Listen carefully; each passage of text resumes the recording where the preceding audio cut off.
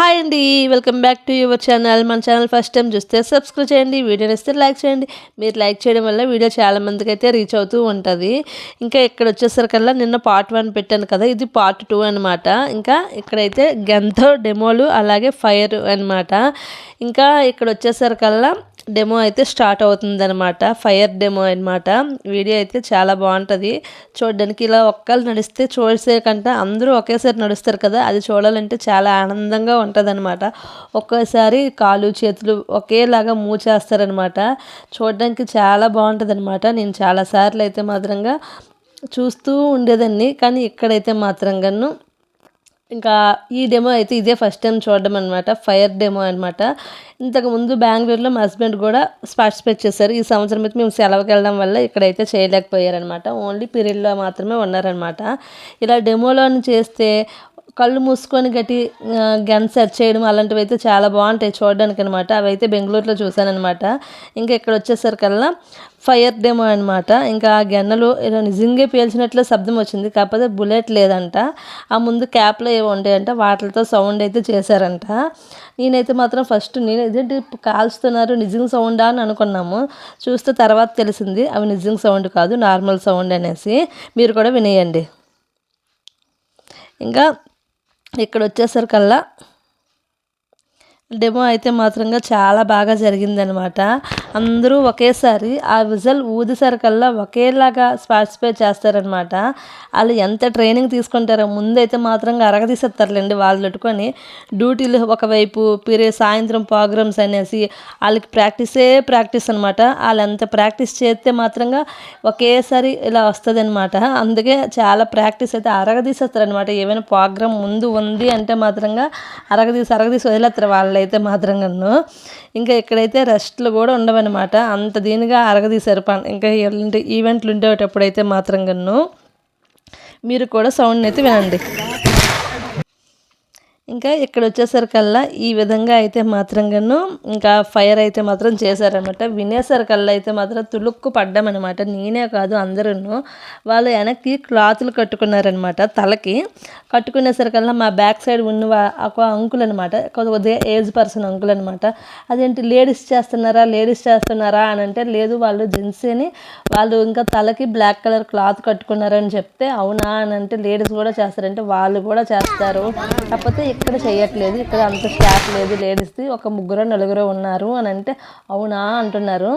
అదే ఢిల్లీలో రెడ్ కోట కాడ జరుగుతూ ఉంటే చూస్తూ ఉంటే ఎంత ఆనందపడుతురో ఇంకా అక్కడైతే చూడాలి అనుకుంటే జాబ్ వచ్చిన స్టార్టింగ్ 2 ఇయర్స్లోనే అక్కడ డ్యూటీలు అయితే వేస్తారు.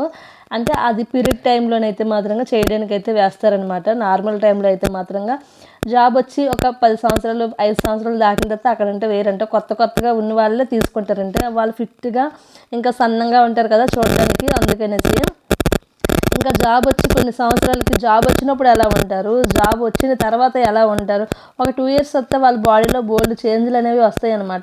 వాళ్ళు తీసుకునే ఫుడ్ ఇంకా వాళ్ళు తీసుకునే టైమింగ్స్ వల్ల అయితే మాత్రంగాను. ఇంకా దానితో పాటు రన్నింగ్ ఇవన్నీ చేశారనుకోండి పర్ఫెక్ట్గా ఉంటారు. కాకపోతే డ్యూటీలు హార్డ్ అయ్యామనుకోండి ఇంకా ప్రత్యేకంగా రన్నింగ్ చేయడానికి ఇట్లా చేయడానికి కనుక వాళ్ళకి టైం అయితే ఉండదన్నమాట.